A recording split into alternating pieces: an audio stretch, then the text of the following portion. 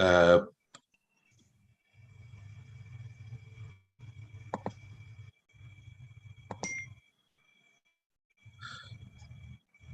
ladies and gentlemen, in whatever part of the world you're in. Good morning, good afternoon, good evening. This is the fifth session, the fifth episode of Future of GBS that we are hosting. We are hosting it live on LinkedIn as well as on YouTube, and we are recording the conversation on Zoom. And today, again, I've been joined by esteemed panelists from all over the world. We have Ross McKay joining us from Singapore. We've got Jean-Paul Bino joining us from Thailand, Bangkok, Thailand, and then we have Bjorn from Belgium. Now, before we get into the introduction, let me just quickly introduce you to the topic today. So, topic of today's conversation essentially is around knowledge management. Should GBS be looking at becoming, or should GBS be transforming the organization to become a talent management hub of the organization? So quickly, if you look at the way the genesis of GBS has taken place, back in the 90s when the shared services concept was born, people were looking at trying to take advantage of lower cost opportunities where they could get good talent available in lower cost countries, locations, and use them to augment their rising staff costs in some of the developed parts of the world. Over a period of time, what we found is that this particular function, let's call it the shared services, became one of the most rich in human resources as a function in the organization. So this became the most human resources enriched function in an organization. But that did not necessarily happen by design. That happened by chance. And while it happened, it was never used as a proper talent management hub of an organization. So by default, it happened, but it did not manifest itself as becoming the talent management hub of an organization. Little got done in terms of talent development. It also acquired a negative name for itself along the way. Some people consider it as a career graveyard, and that's why shared services finds itself quite often being at the receiving end of not getting the right kind of talent because of that stigma that has got attached. On the other side, what we find is the organizations that have actually been able to nail it, the shared services organization become their talent hub.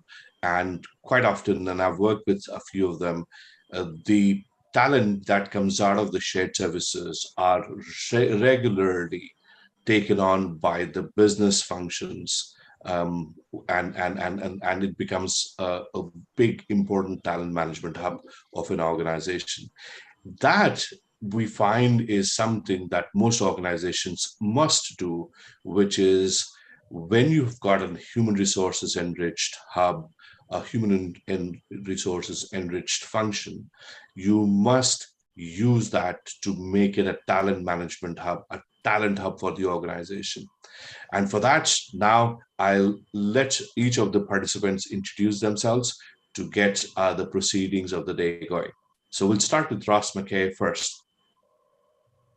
Hi, Van. Delighted to be here. And actually, this week I'm actually in Scotland, so nice and cold for a change. My first home trip in just over 2 years.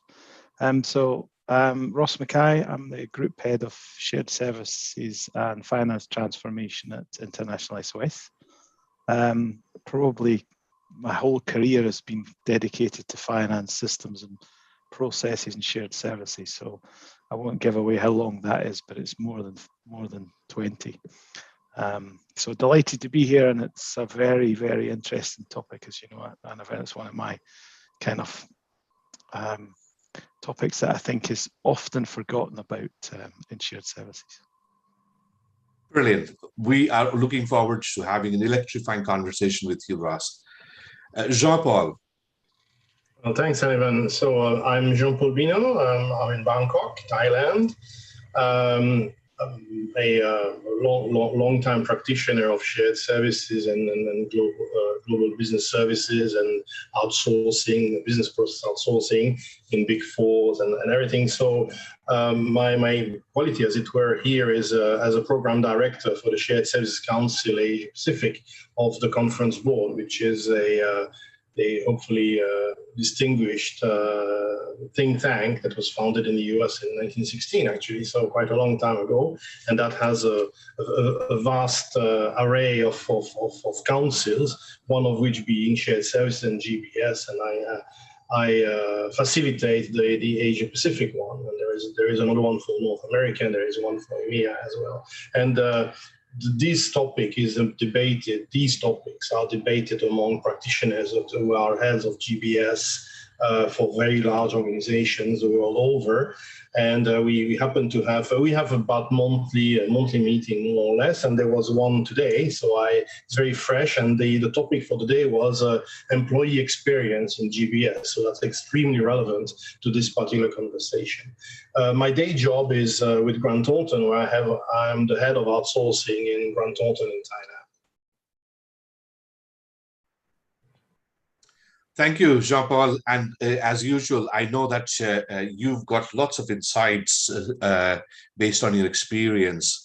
So we would love to hear those, and I'm sure our audience would love them as well. Bjorn Johansson. Yes, good afternoon or hello everyone. Bjrn Johansson, I'm from Belgium, and I'm a finance professional, over 20 years as well, like Ross. And I stumbled in somewhere mid of my career into transformation and shared services, and ended up building 2 shared services in Bulgaria actually, and spending about 5 years in Poland when I was working to fix an existing global business services that was dysfunctional, and obviously people were the key element in that journey. So very happy to be with you, and it's people first, and I think that's today's topic. Thank you. Brilliant. And look forward to our interactions as well. So let's get started with the topic itself, right? So why should GBS focus on skill development and talent management? And I say the word passionately and underline the focus, because what I often see is many of these shared service organizations are just ticking the box. You have human resources in your organization, and they need to be given certain training and say, okay, you know what? Okay, we send these many people on to a certain training, or we show them some videos, we get somebody else. But it's almost always like an afterthought and not necessarily focused. So I would like to hear, gentlemen, your thoughts on why should GBS put that extra effort and really laser focus on skill development and talent management. So Ross, maybe we start with you.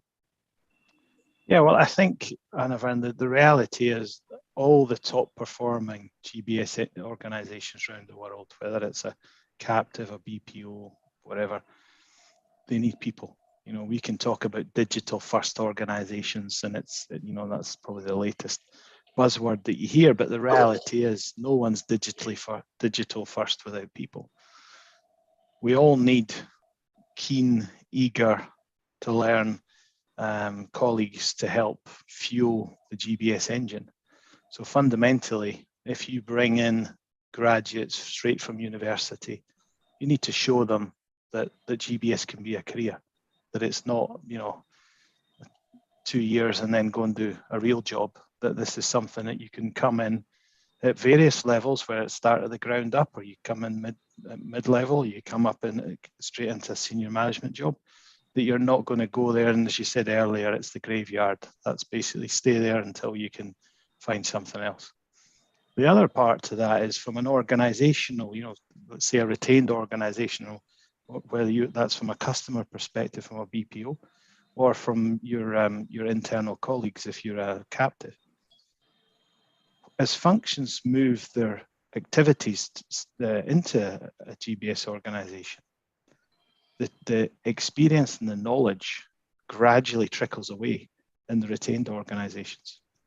And so what you find is that over a period of time, your GBS organization is the one that actually has the full view of a process, understands the detail, because they're often still processing, even if it's automated, the transactional activities.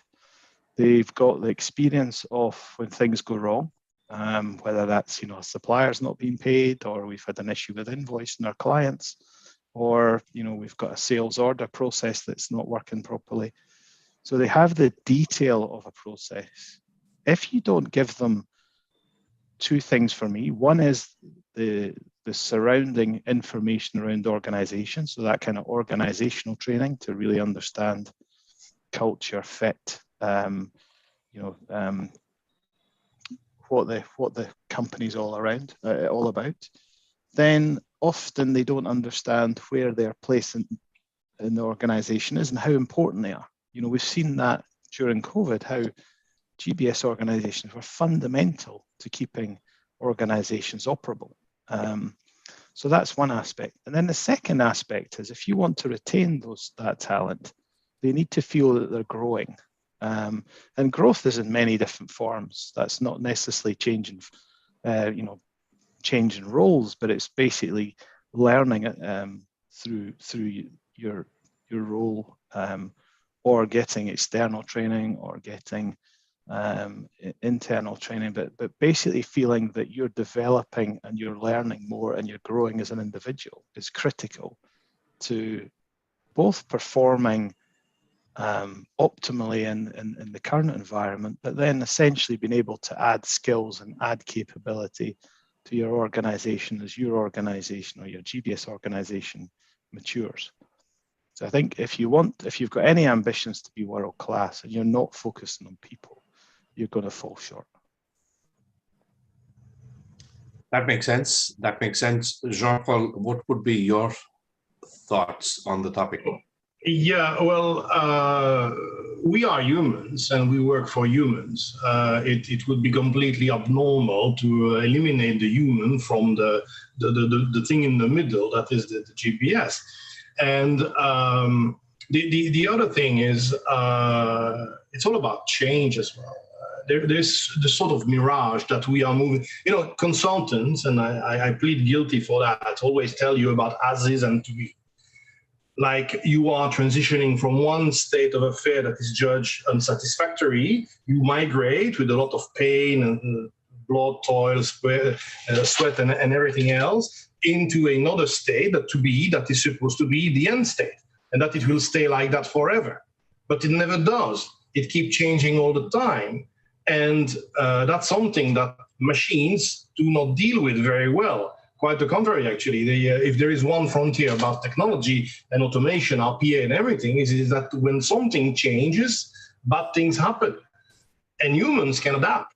Now, of course, humans also make mistakes and there are issues, and it's a very complex chemistry to find the proper blend, but humans matter a lot still. And it has always,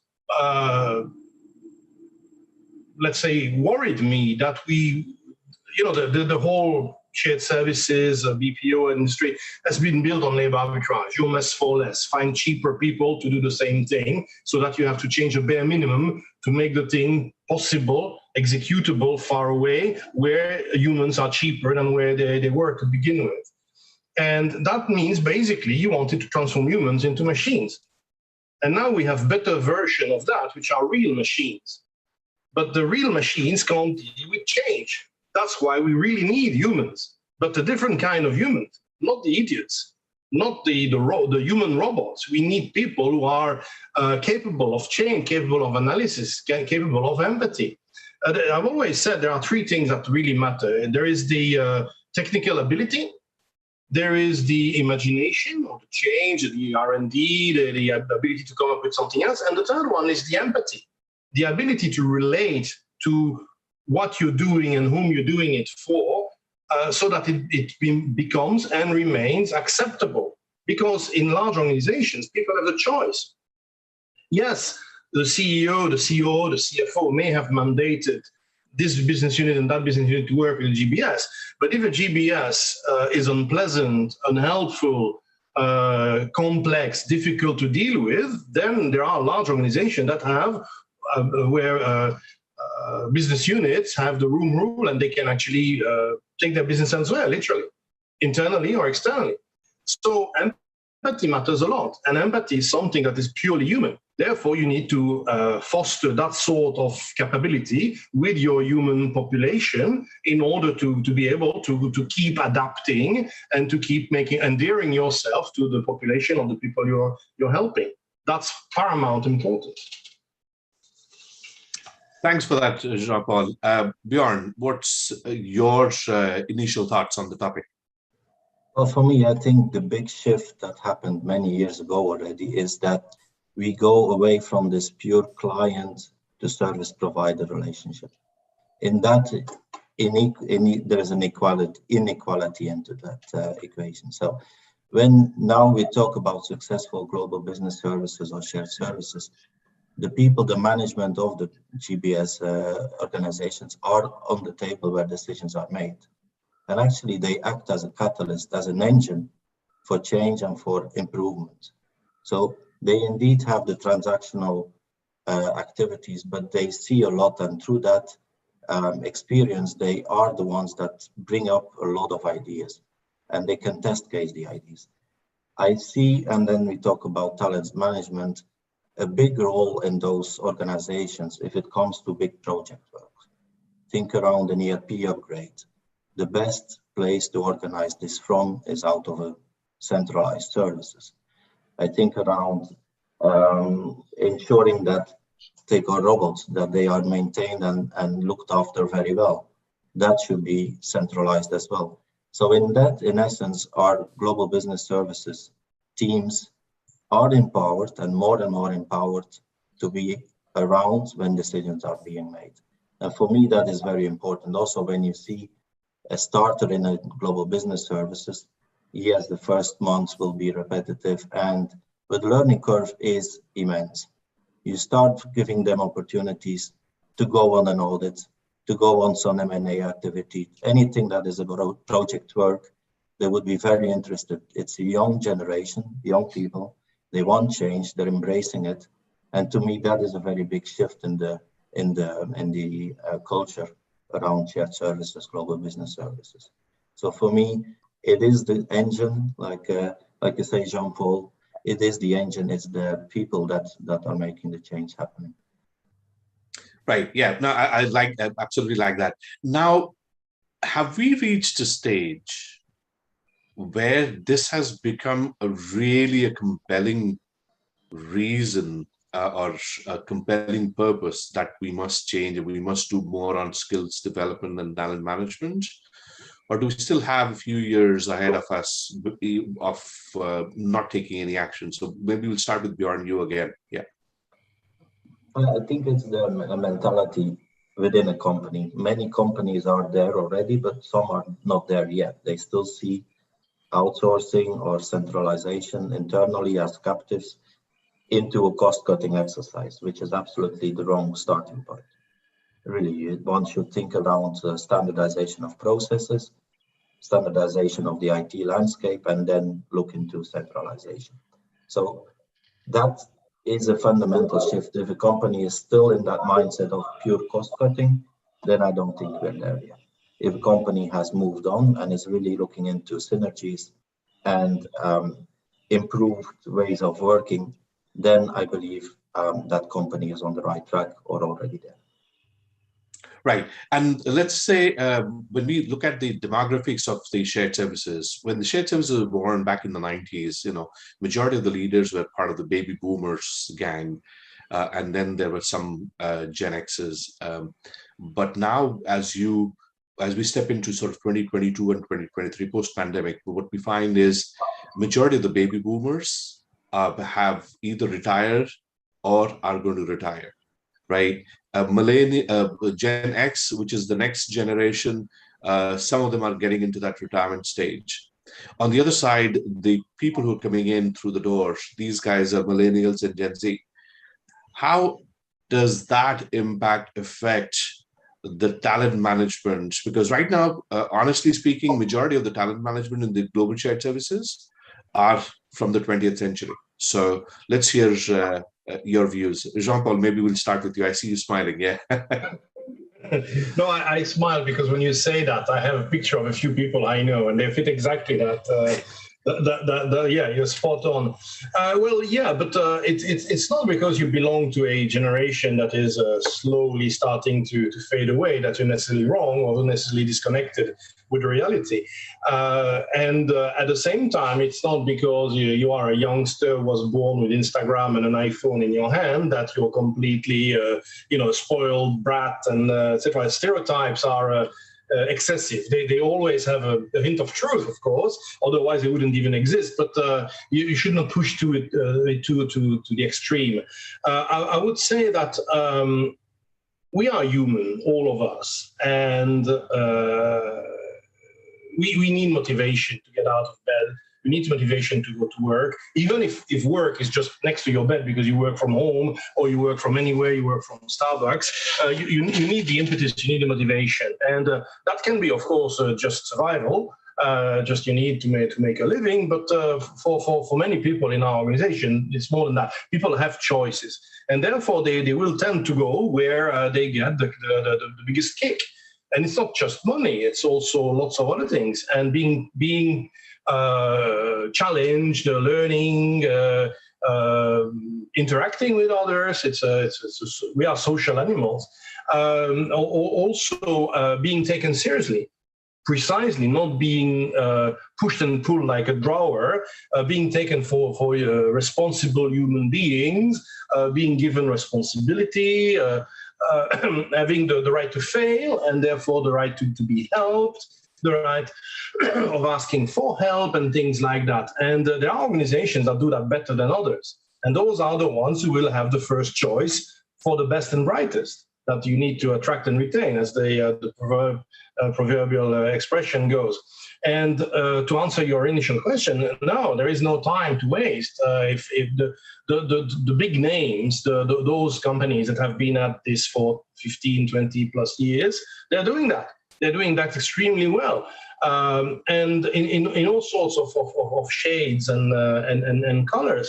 They do it in a very material way about, of course, compensation, bonus, incentives, and performance related and everything. They do that in training and providing career path. They also do that in caring for individuals, sick leave, not just for yourself, but also for your family, because you have someone to take care of. 2 years into the pandemic, we haven't been confronted with that sort of thing. And team versus just individuals, having team targets, team rewards, and team achievements and team celebrations. Those things matter a lot. And companies that do that better than others will have an edge because they will have the first pick and they will retain that talent. The bane of our industry is turnover. It's very expensive. You need some of it, of course. A little bit is healthy, and it needs to be. It doesn't matter which percentage, but it needs to be the one you want, not more, not less. And the best way to calibrate it and to keep it where you want it to be is to take care of your population. Not every company is born equal in that respect. Right. Ross, have you given up, raised your hands and given up, or do you have completely dramatically, radically different opinion with what just Jean-Paul said? What are your views? Yeah, I think we've got a leadership problem in GBS. So to your point earlier, we have a lot of the veterans, if we want to call them that, and I don't necessarily mean mindset veterans, but probably just in terms of their date of birth. And I think Jean-Paul made a good point. I think Bjorn might have mentioned it as well. Age is just a number at the end of the day.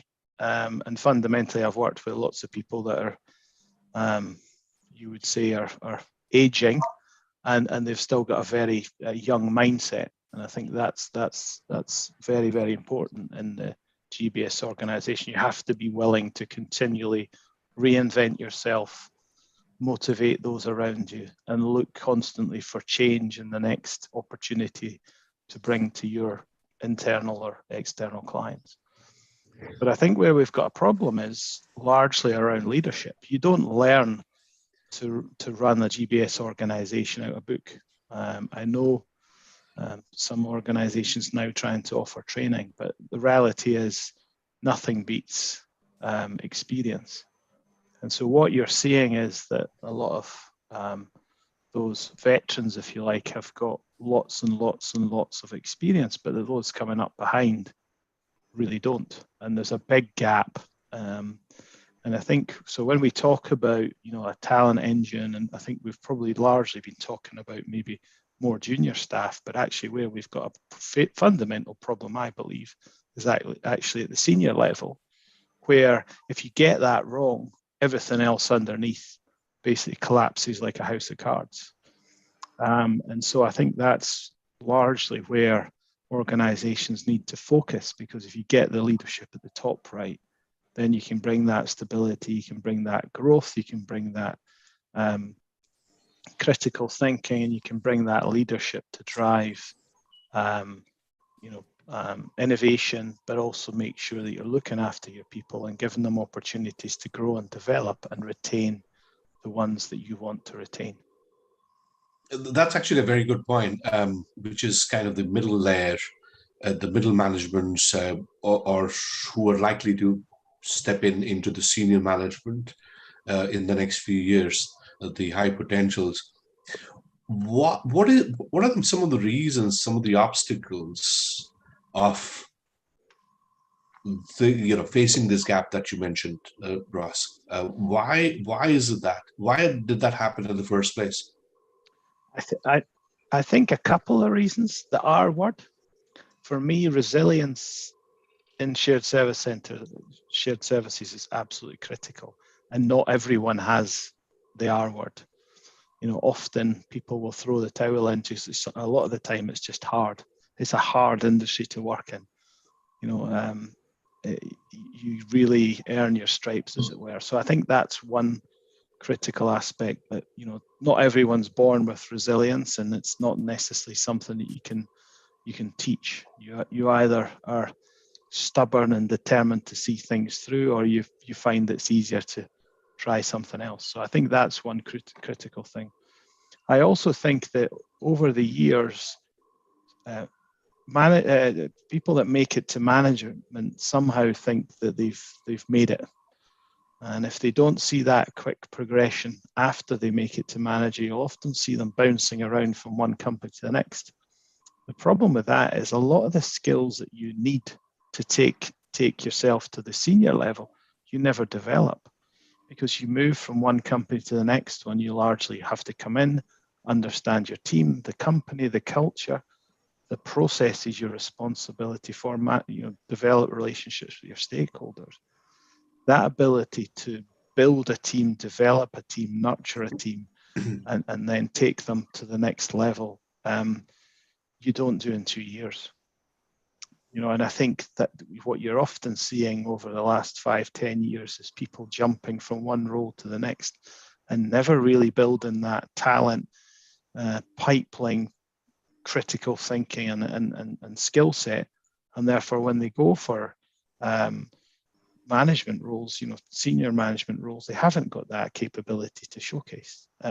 So I've seen over the years a lot of CVs where, you know, the CV on the face of it looks strong, but when you drill down into what they've actually achieved, whether that's on the talent management side or also on, you know, productivity, innovation, new services, etc., often there's some very big and very basic gaps.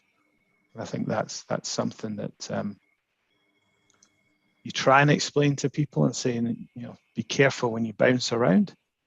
There's impact, but of course we know that people will chase the dollar first.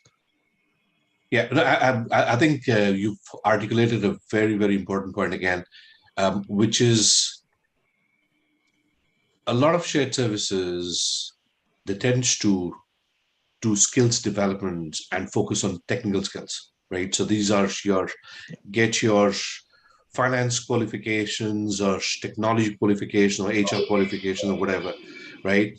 But very seldom do they actually give qualifications or skills training that's required them that's required for them to move to senior leadership positions.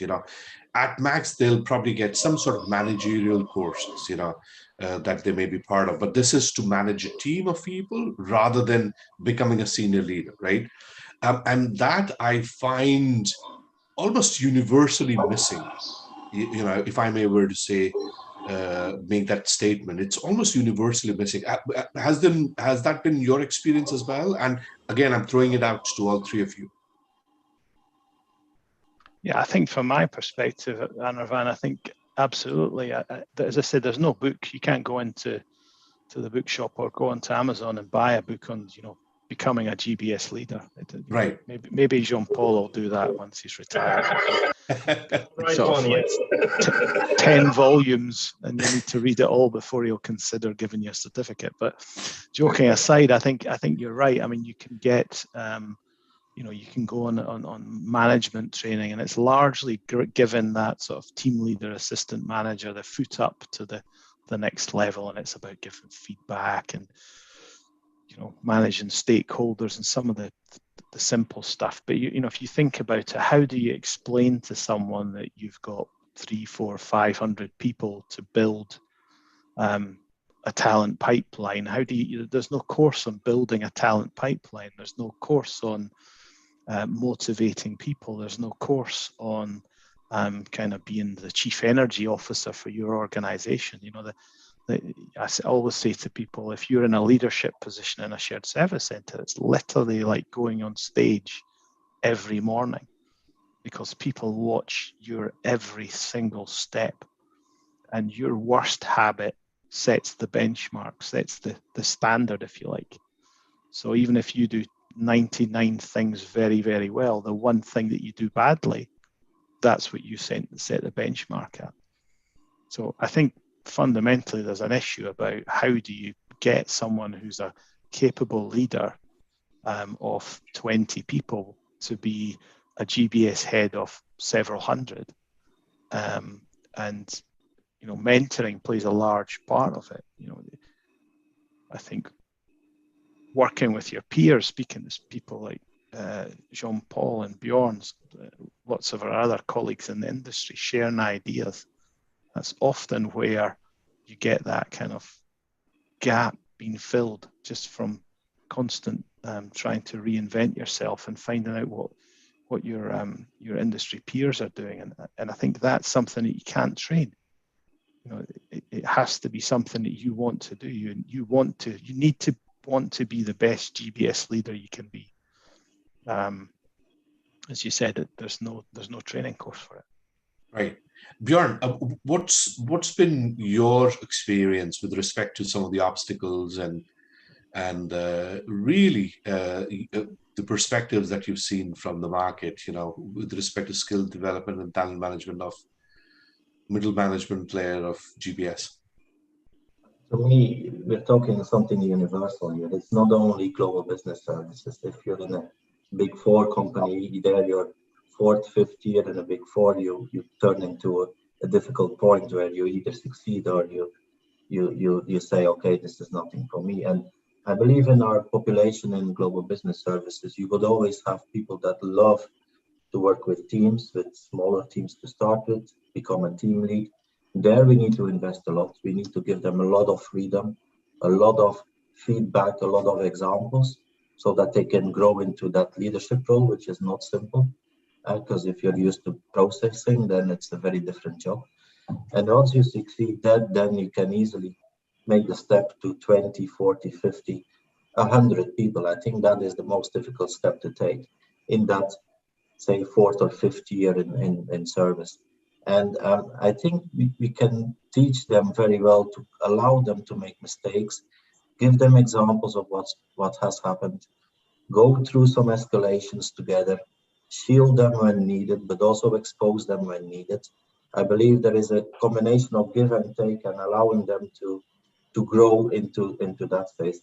Once you take that hurdle, to me, I think it's just a question of allowing them to grow and allowing them to pursue these larger team structures where they would then have 2 or 3 managers under them and grow so forth. So I think it's it's a turning point, and not everyone wants that, and we should agree on that as well, because a good processor, someone who does that for 10, 20 years, it's marvelous to have in your teams. But on the other hand, you see the young talent growing and ending up leading teams. That is also very satisfactory. So I think we need to embrace both, but a turning point there, and I think a lot of guidance through the senior management on that turning point is critical. Right. Yeah, that makes sense. And in fact, let me use what you just said, Bjorn and Ross, and let me build on something that Jean-Paul had mentioned earlier, just to stir the pot a bit here, right?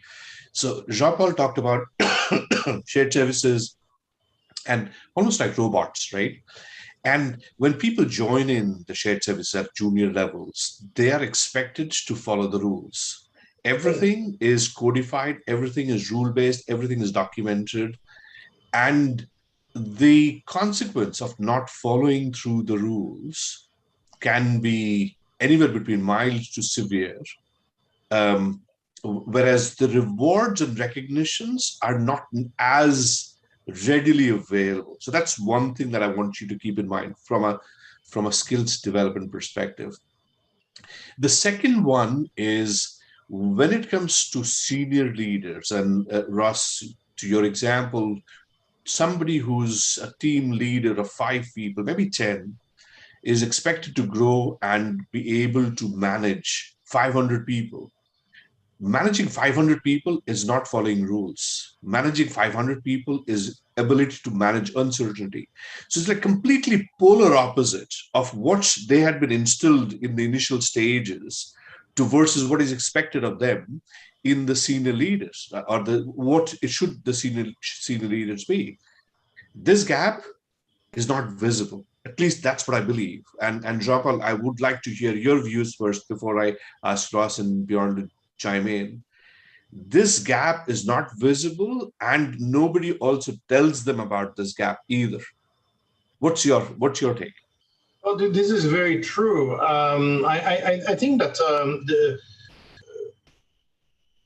let's say the traditional thinking is it's a pyramid, it's a meritocracy. You go from basically it's a fortress, and there is only one door. It's at the very bottom, and you earn your spurs, and you go up and up and up and up. And assuming when you will ask me what my favorite book is, I will tell you because it's related to that. And it's very dangerous. I believe in meritocracy, of course, but glass ceiling has a few merits as well. It stops people from getting into obsolescence or incompetence, and it keeps people competent, while at the same time, because the skill sets are different at different levels, you can be a pretty indifferent doer, and you can be a brilliant leader, or the other way around, if you're lucky. Now, it's the problem is the way you select this lot and that lot. And the fact that there is not enough, and less actually, exchange between the GBS organization and the wider company it serves. GBS should be a business unit, should be a service line, should be a whatever division, just like the others. And you should be able to cross diagonally, not just going up in your vertical silo or stagnating forever horizontally. You should be able to go diagonally and go up. And today, a leader of GBS becomes a CEO, CFO, COO, is a good day for the organization, because it will show that the GBS organization has come of age, and it has been considered to be just as good a school as any other, and probably better. And you're starting to see that happen in one direction. The GBS has become a very good school for the rest. And you have transfers and people, because it's one way, a very valuable way to provide a career path for the people. What you do not see very often is people coming out of the business into the GBS. You have some people coming back, which is better than nothing, but you have very few, if any, people coming into GBS at mid-manager or higher manager level, which is really unfortunate, because it means that the higher you are, the more sterile and intellectually sterile and unimaginative it becomes. And the other thing to consider in that vein is, because of the genesis of all of this, GBS organizations are way too lean for their own good.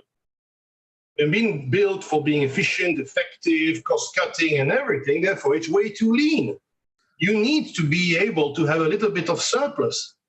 That's how civilization started. As long as you are in survival mode, running a little bit faster than the saber-toothed tiger to live to the next day, that's just barely enough.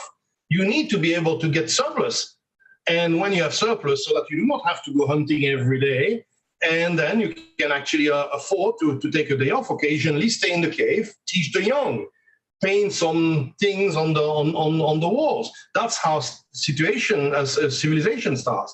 You invent a song, you sing the praise of brave warriors. That's how it works. If you transpose that into GBS, you need to have a little bit of slack so that you can actually invest internally, so that it can grow and continue to prosper. Otherwise, it becomes too dry and too sterile, and there is a risk that it becomes irrelevant or partially irrelevant. Right. So let me stay on this one with you, Jean-Paul. What you mentioned towards the end actually struck a chord with me, which is essentially, sometimes I also often question myself, saying, has the shared services structural design at fault from the start? Because what we tried to do was take out all the transactional and administrative elements of a certain function, give it to a bunch of people who can do it cheaper, right? I mean, that was the pretext, right? Now, what happens is that in any job, there are things that you'd love to do and there are things that you'd hate to do, right? The administrative, right? Now, all of a sudden, you have taken a whole, divided into two parts, given the low-end transaction and administrative work to a certain group of people, and you've given the other good parts to another group of people, right? So the other group of people, let's call them the business, have this. They never wanted to touch the administrative and the transactional work. The guys who are doing the administrative and the transactional work, for them, they get beaten up every time there is an innovation voice. So do you think it's the design which is at fault, or is it the culture that has evolved over the years? So let's start with that, and then let's do around the horn on that one. Well, it's an interesting and provocative proposition that it was flawed from the beginning. I don't think it was. I think it came at a certain time, and it was an idea of its time. And then the world changed. There was for very long the pendulum between centralization, decentralization, re-centralization, etc. And then the pendulum broke with technology.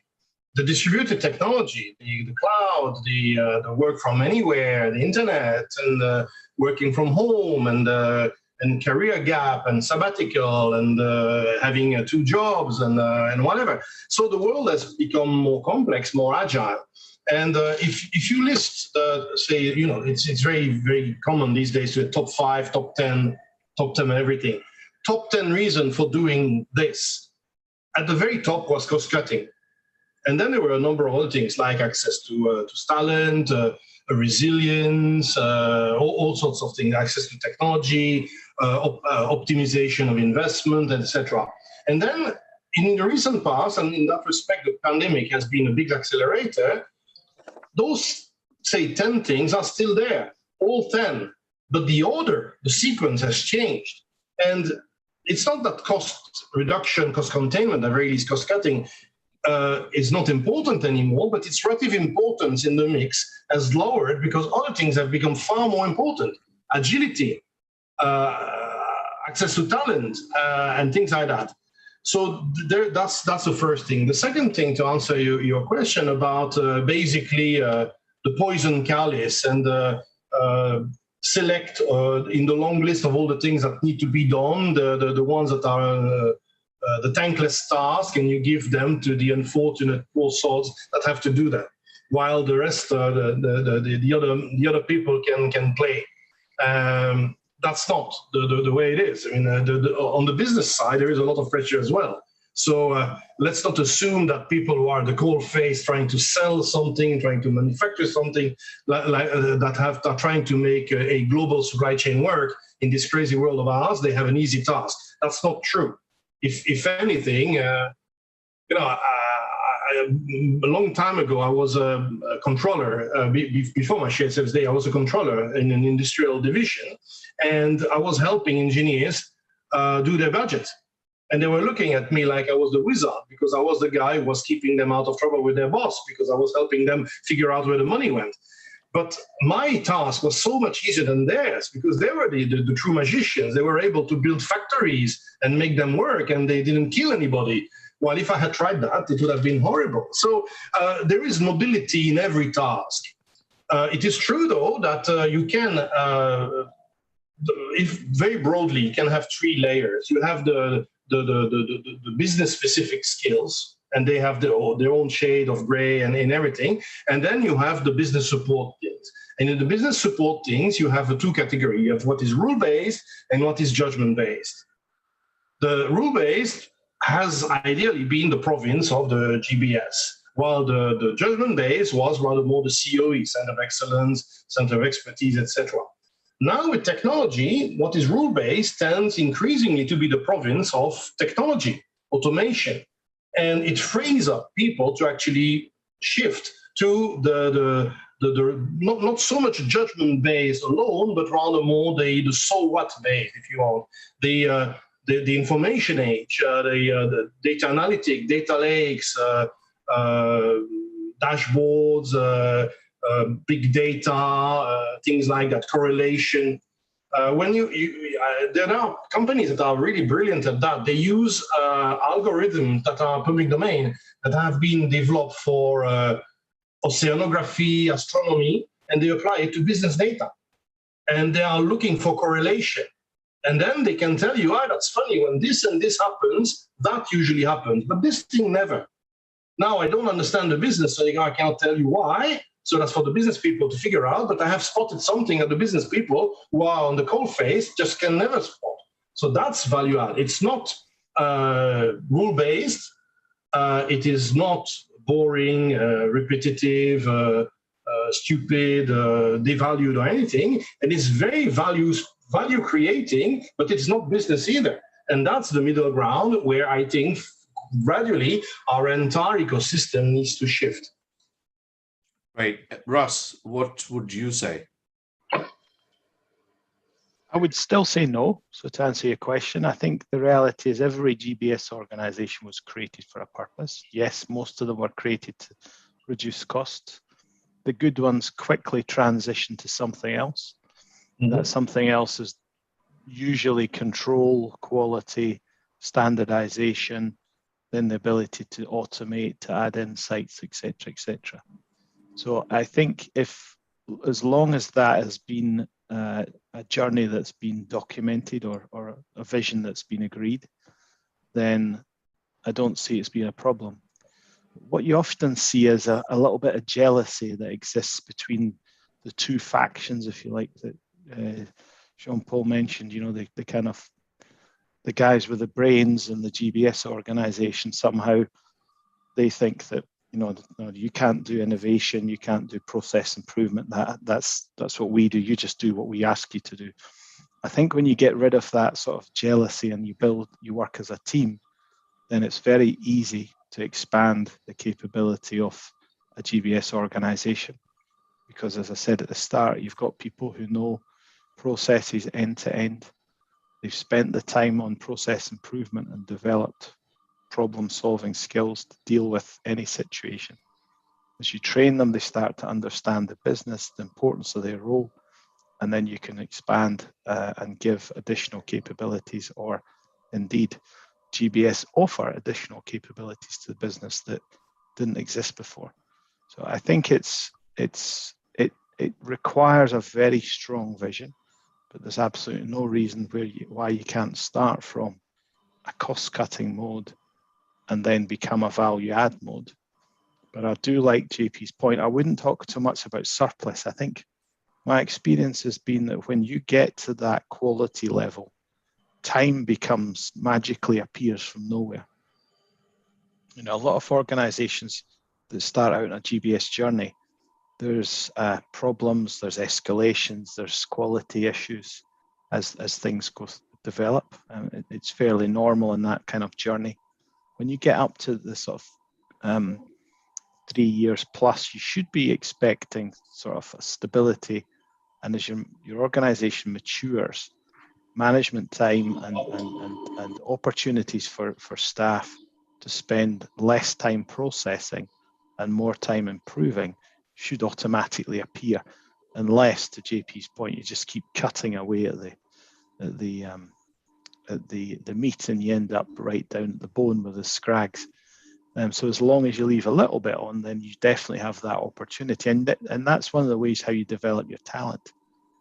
The more, if you've got someone whose job is to process, and whether that might be purely dealing with exceptions because everything's automated or not, if they've got then the opportunity to do something else, that's what keeps them motivated. If they've got the opportunity to work on projects, process improvements, problem solving, etc., it gives them that opportunity to see the value that they can bring based on their skill set. And that then excites people and they want more of it, and they focus on finding new ideas after they've implemented the old ones. So I think it can be a little bit of a snowball if you can get to that quality and you can retain your talent. Then people become better at doing processes the longer they do them. As you automate more, obviously you've got resource freed up as well. But you want to keep that talent, because if you just let them go, they're the ones that actually know the process. They're the ones that help to program the technology or to implement the technology, so they understand how things work. You want to keep them motivated and grow them as individuals. So definitely believe it's possible, but it needs to be part of a proper vision that's laid out, not only to your internal customer, if you're a BPO, your client, but also to the staff, that they can see, hang around, this is going to be fun.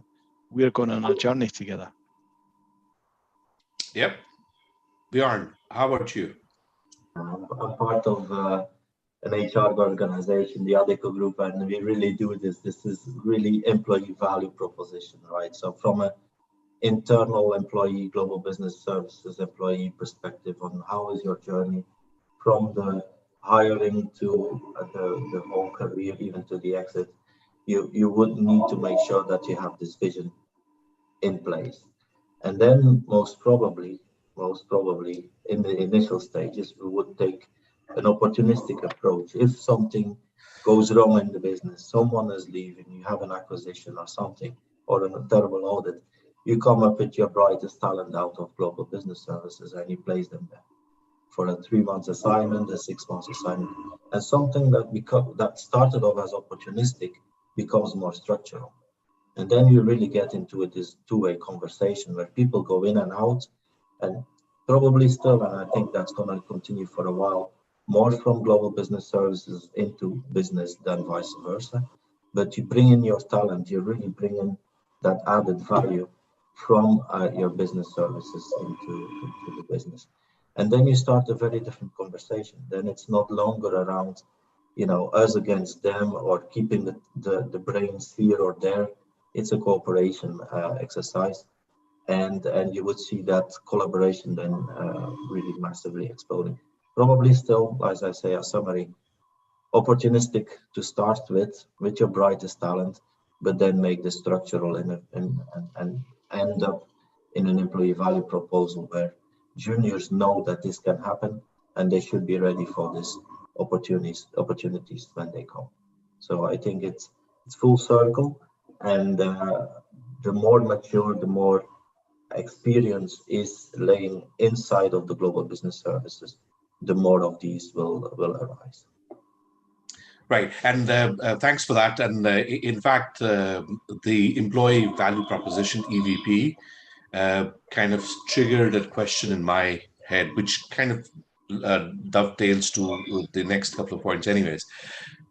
What we find is quite often global shared services or any such function would employ or engage an external consulting company saying we need to sort of revamp ourselves, this and that.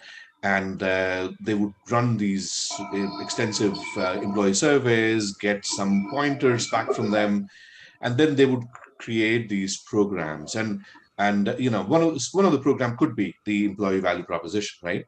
But at the same time, what we know is that whether it's Peter Drucker who said it or somebody else, culture eats strategy for breakfast. If you do not address an existing culture, it does not matter how sophisticated, consultant-led acronyms or phrases that you put in or programs that you put in, without the change in culture, it becomes extremely difficult to attain or achieve what you've embarked on. So I want us to talk about the importance of culture with respect to leadership and skills development in shared services. So maybe Jean-Paul will start with you. Okay. Well, yeah, I agree. Culture matters a lot, and corporate culture and national culture, the GBS, tends to be fairly distributed around the world, and it's a combination of the two that is the overall culture of a GBS organization. And corporate culture is everybody knows what good looks like, what behavior is expected when nobody is watching, and you still do the right thing even when nobody tells you to do it. And that's not so difficult because very often it is based on common sense. It's based on the basic decent human behavior or professional behavior, ethics. Everybody knows that you cannot be violent, you cannot be aggressive, abusive, you cannot steal things, you cannot destroy things. You have to turn up on time, you have to be polite and everything. So all of those things are part of the culture, the corporate culture, the working culture. And that's what makes living in society bearable. Otherwise, we wouldn't stand each other, we'd be at each other's throats all the time. So culture matters a lot. And but the final point is things like command and control, about do what I say and do not come up with anything. And empowerment is a careful balancing act.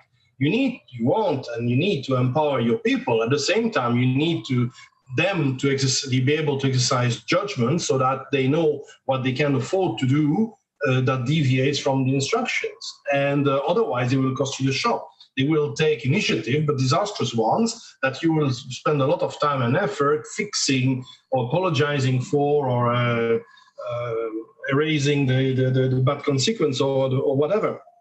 So corporate culture and service culture, in fact, is difficult.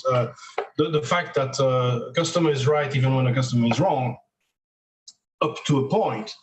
And to come to the previous point about the genesis of the GBS, the GBS has been built as being subservient to the business, but at one point in time it becomes a driver to the business because it is the common denominator of everything else. Therefore, it is perfectly okay to make the point that the internal customer is actually wrong against his or her best interest, wrong against the SLA, wrong against the best interest of the company. Those things are very difficult to codify. And those things are, to a certain extent, so dependent on circumstances that it's, once again, a very human thing.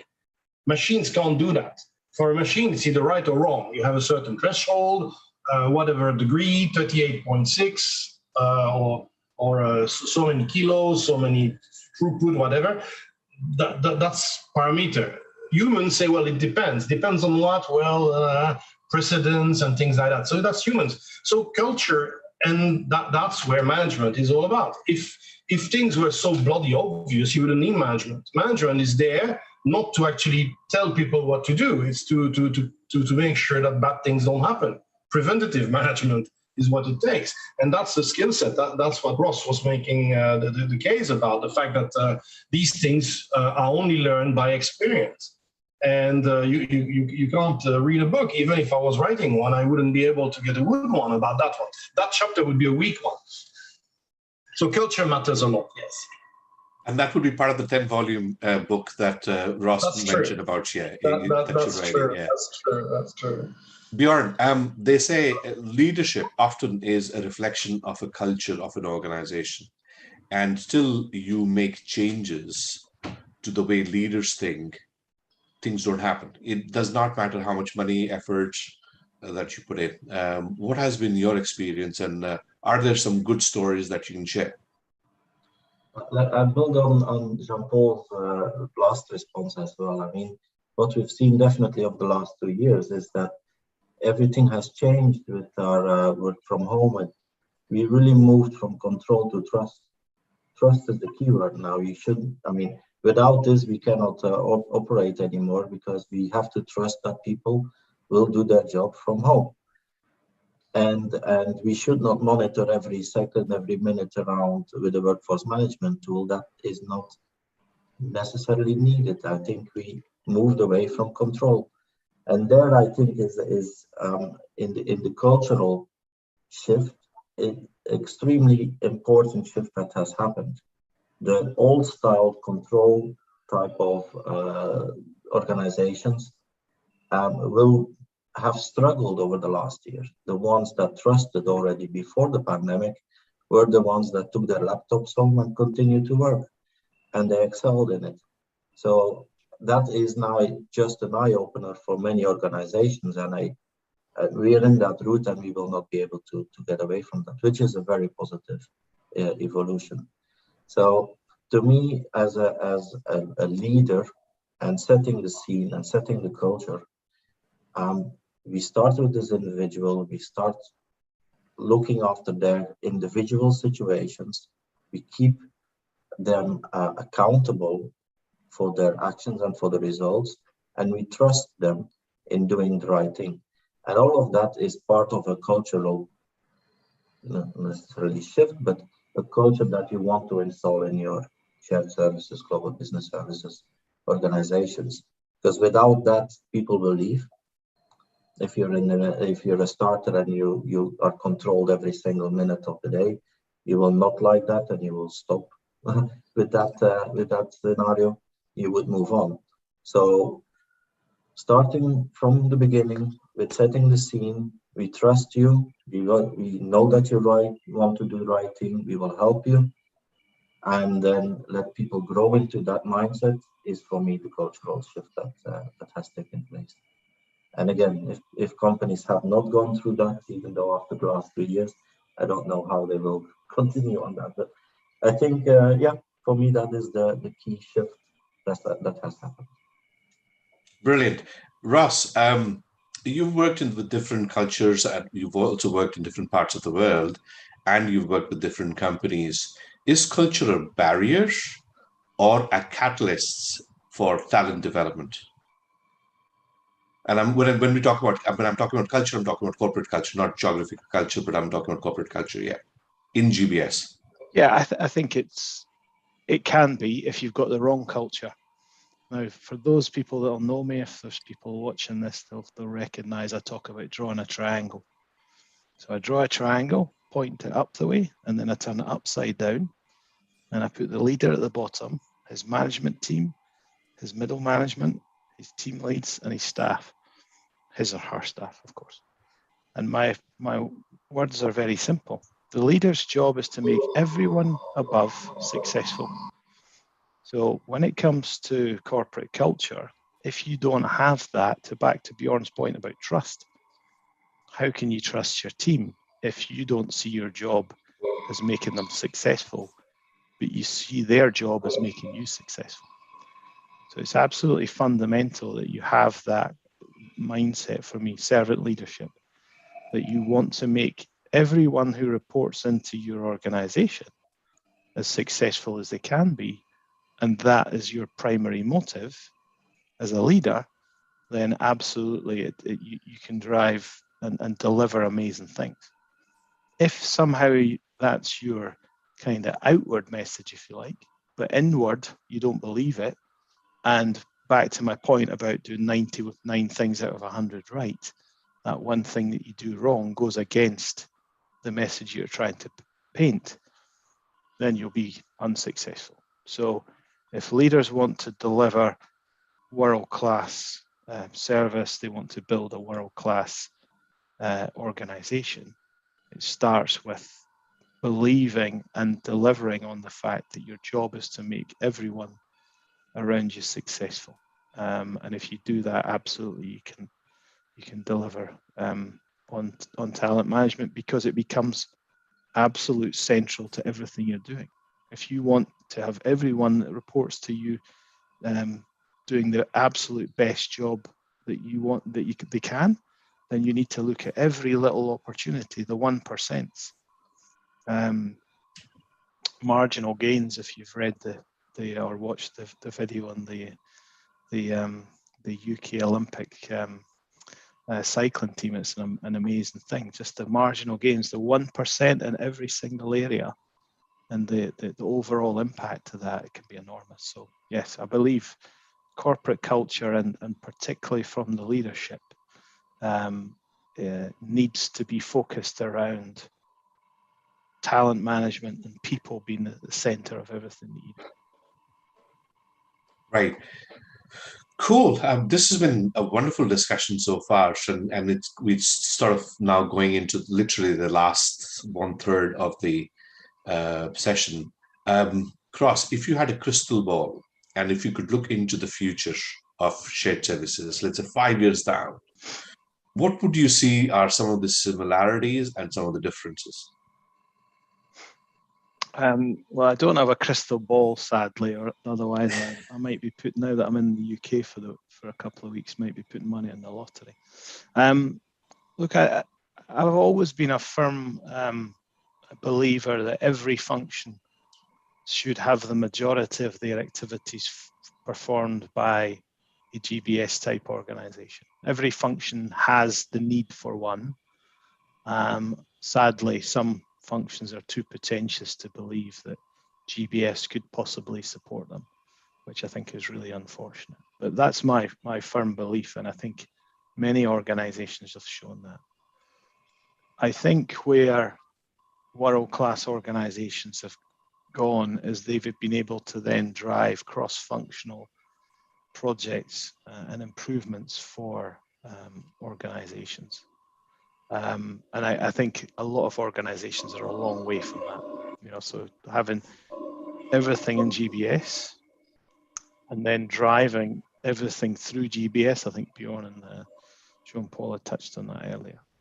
It is really the kind of panacea, if you like, for many of us.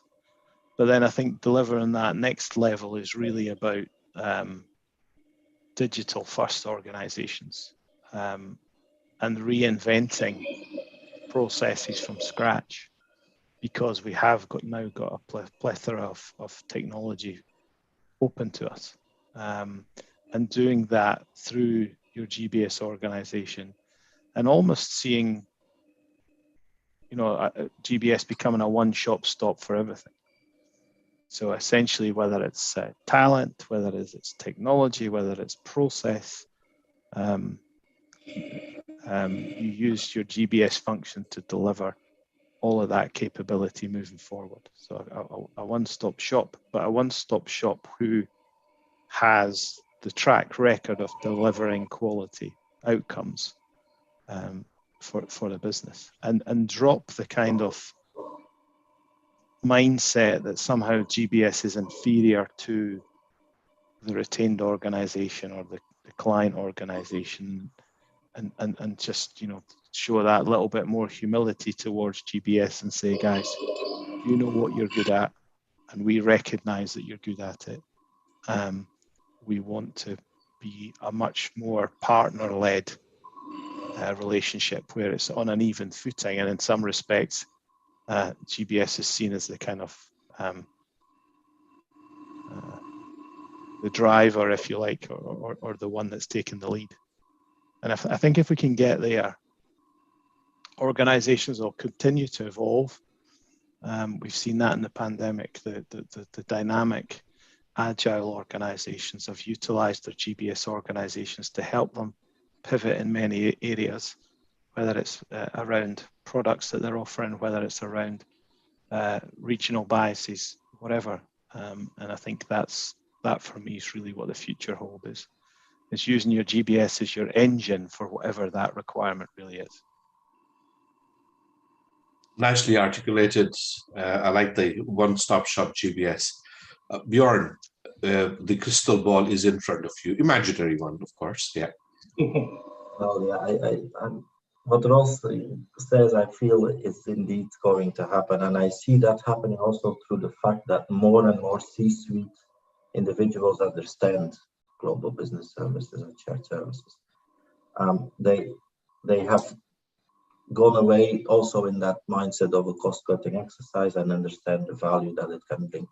And I see as that generation changes as well into the large corporates, you see people there that understand and know what good looks like. So I think there is a very big plus and a positive for us in a GBS world to go and interact with that type of level of stakeholders and sponsors in most cases. And I feel positivism there by seeing more and more people understanding the model and getting away from that classical curve that one would draw in the 90s and early 2000s. So I see it positively in that area. Makes sense. Makes sense. Jean-Paul, how about your crystal ball? Well, first of all, I think that is going to change dramatically. Probably not as much as the people who embrace change would be begging for. There is an element of inertia, basically, so it's not going to change as much as that. But it's still going to change in a number of ways. And the pandemic has been a massive accelerator. The first one, indeed, as Ross was alluding to, is this one-stop shop GBS, the excellence. It is more and more big companies, those that have extensive GBS, have awakened to the fact that they have there something that has been built for excellence, a lot more than other things. So if your R&D is a bit late in developing the new product, okay, they're a little bit late. If your marketing is a little bit late in delivering that campaign, okay, they're a little bit late. If your whatever. So, but if your GBS misses a few things because the performance is scripted, it's measured, it's reported, it's escalated, it's mitigated, you notice. So there has been a risk for a long time to be taken for granted. So when they're right, nobody notices, and when they're wrong, nobody forgets. But if you flip it, and the pandemic has given GBS a massive opportunity to be the unsung hero of the whole thing, keeping the wheels turning when the world was collapsing. This is not forgotten. It has been noticed. And the savvy GBS leaders are the ones who will remember that and remind that each time they have a chance to, especially to the people whom they ask money for funding for the next best thing. So that's one thing.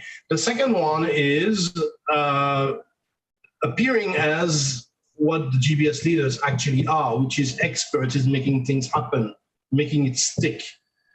And therefore, that may lead to them being invited to meetings that they do not need to attend. You know that you are seen as a valuable business partner when people ask you to join meetings that you do not necessarily need to be in because they value your input. And that seems to be happening more and more, not everywhere, not always, but more and more. The third one will be the direct aftermath of the technology, working from everywhere. The fact that GBS has been built, shared service centers. The shared service bit is going to grow and amplify. The center bit is going to diminish in importance. The fact that you needed to pile up things in a selected number, a small number of places that were chosen because of cost, because of availability of talent, because of technology, safety, whatever.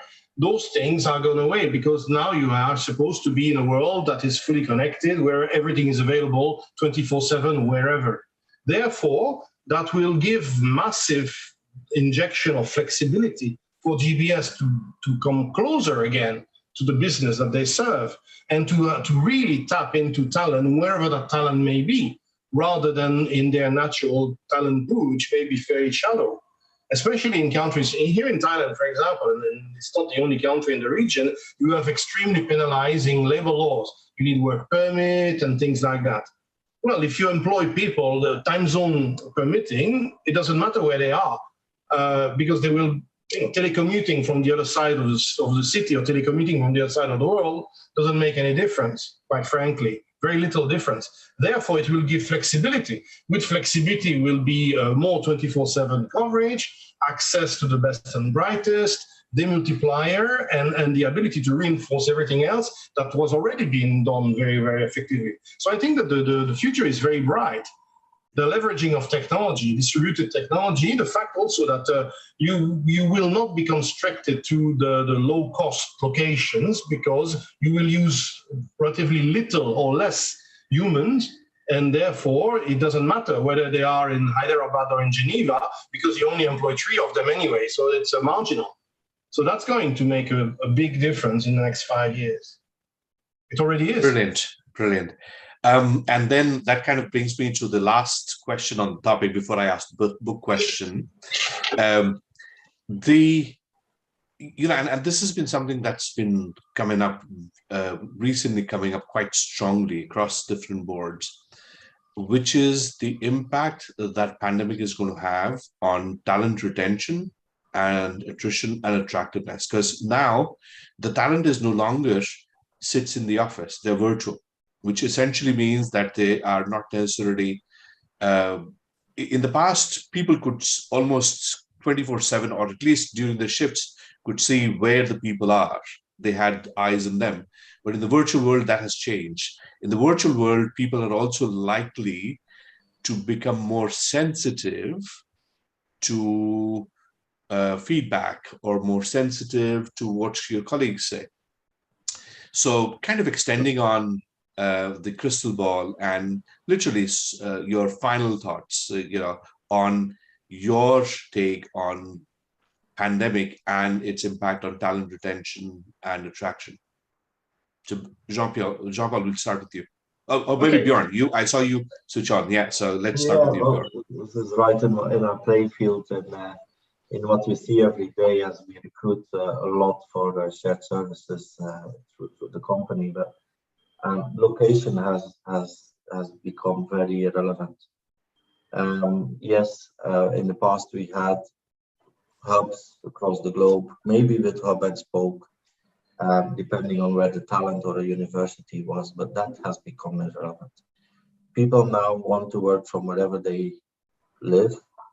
They're okay to come to the office once in a while, most of the time. And I'm now talking more on finance type of jobs where you would want people in, but if you think about an IT organization, what would it matter if they are in city A, B, or C, or in the smallest village, as long as they have a good internet connection? So that brings a little bit of questions around, of course, fiscal matters. We need to ensure that legal entities recharge and ensure that we don't employ people from countries that, you have a whole aspect of the legal and the recharging and transfer pricing that goes with that. But set aside that people would can apply now from anywhere. A recruiter doesn't need to see the individual in front of him or her in an office to decide on a yes or no. Everything goes through the Teams and the Zooms of this world, and everything is fine with that. So the only thing is a bit of piece of hardware, the computer shipped to a location, and that's it. People are set to go.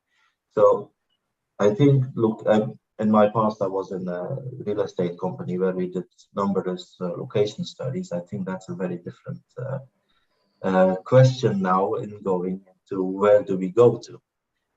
Yes, we need talent, but the talent can be anywhere. So it's and if you look into the talent pool as well, they demand that. That is now a given.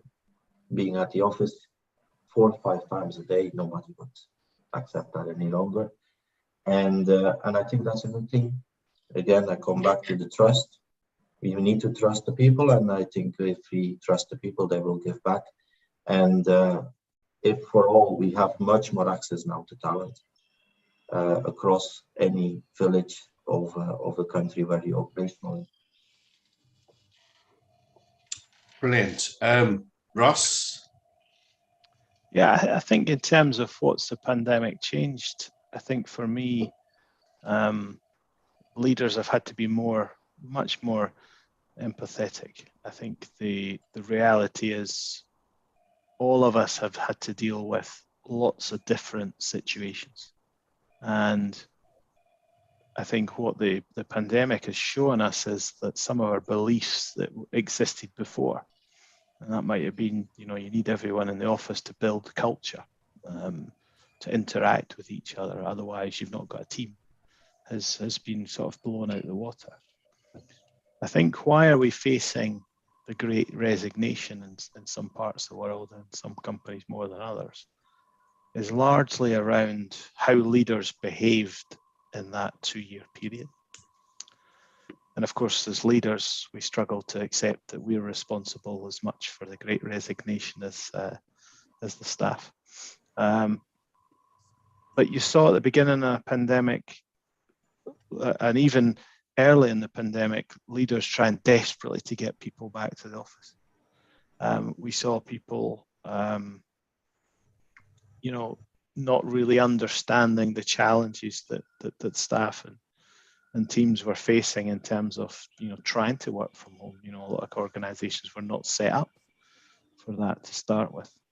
And then we saw people change their lifestyle to the point of flexibility. Bjorn mentioned location, but actually working hours has become a massive unique selling point, if you like. You're giving staff that flexibility of, being able to drop the kids at school and then or picking them up and then doing some dinner, homework, and then doing a few hours in the evening. Giving people that flexibility of time and allowing them to fit much more of their home life around work rather than the other way around. I think has been something that's been noticeably different. The last point is really around talent. A lot of organizations essentially put their talent management strategy in the freezer for 2 years. And so you've got people, there's been no promotions, no job rotations, very little training in some organizations. That empathy wasn't always there. That desire to get them back to the office isn't there. And then people are wondering, why are they leaving? We've been so good to them. We kept them in a job. And I think, that's something that leaders need to look at. So for me, the pandemic changed the balance between employee and employer.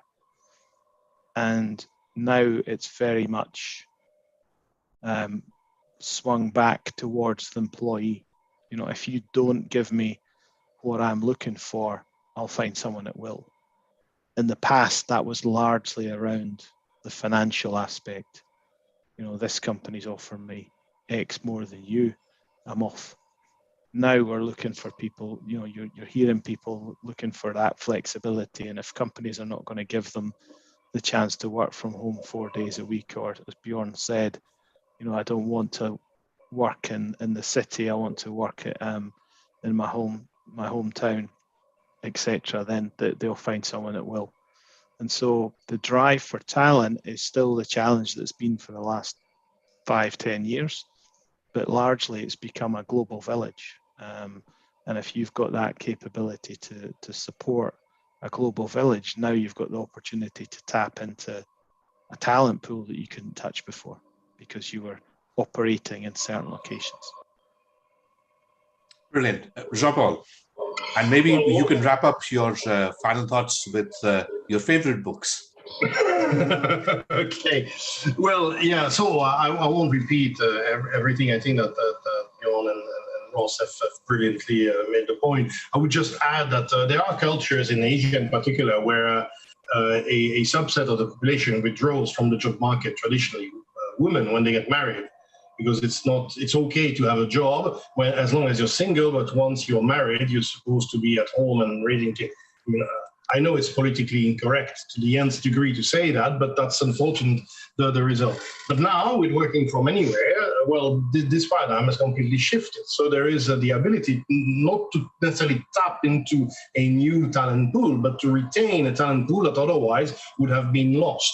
So that's the additional thing. So indeed, so really technology and the ability to access talent wherever it is, whenever it's needed, the flexibility, etc., is good for all of us, including, so I live not far, within walking distance from the office, but I don't want to go there every day.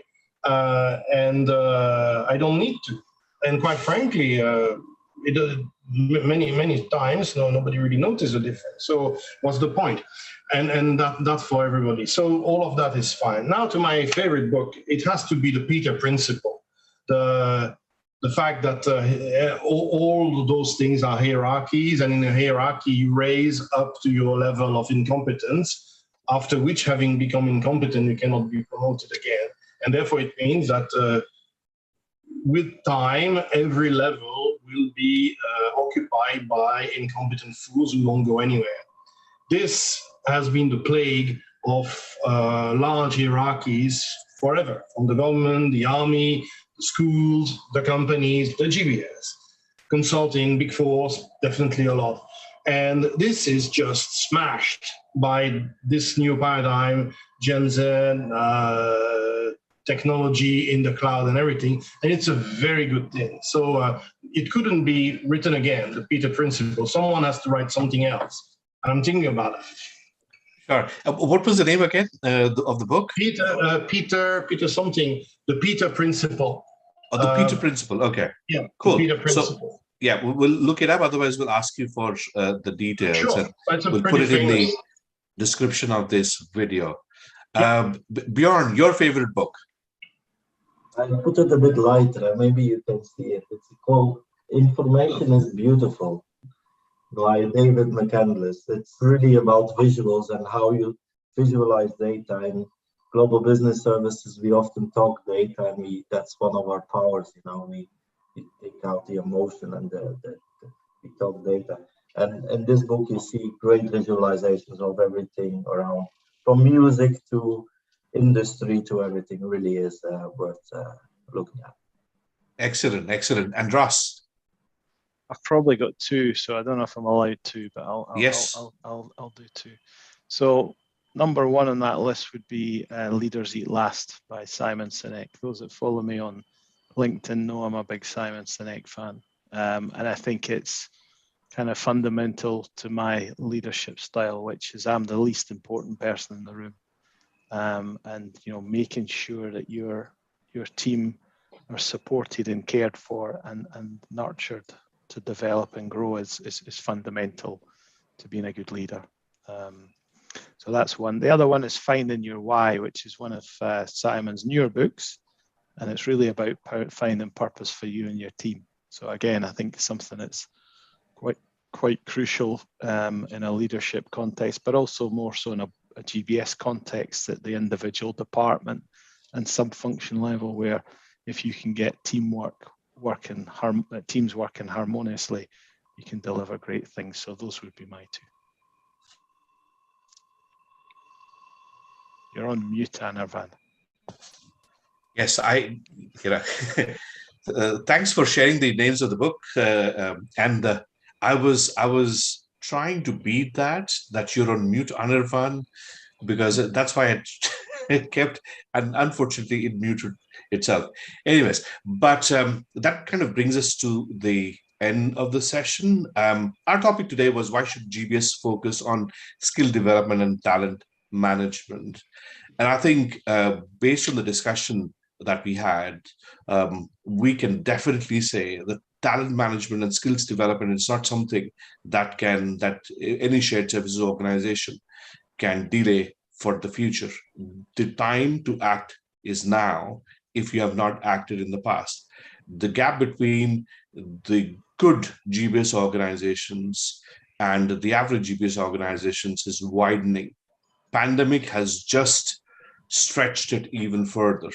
The next 5 years, with the great resignation, with the virtual teams and everything in place, talent is going to be far more important than potentially any other single topic that GBS may face in the future. Ladies and gentlemen, it was a pleasure hosting again this event, which is part of the Future of GBS sessions. So I would like to thank Ross McKay, Jean-Paul Binot, and Bjorn Johansson to have participated and shared their insights with us. And if you like, you could follow this on YouTube, you could follow this on LinkedIn. And if you do like the sessions, then don't forget to hit the like button or share it amongst your friends and colleagues. But also share your comments on what you feel about the topic. Do put in the comments box, especially in LinkedIn, on what you feel about the topic, and if you have any topics that you'd like to share with our participants, with our panelists here. So with that, I would like to say, all of you, wherever you are, whatever part of the world you're in, stay healthy, stay safe, and let's look forward to a bright future of GBS. Thank you. Thank you. Ta-da.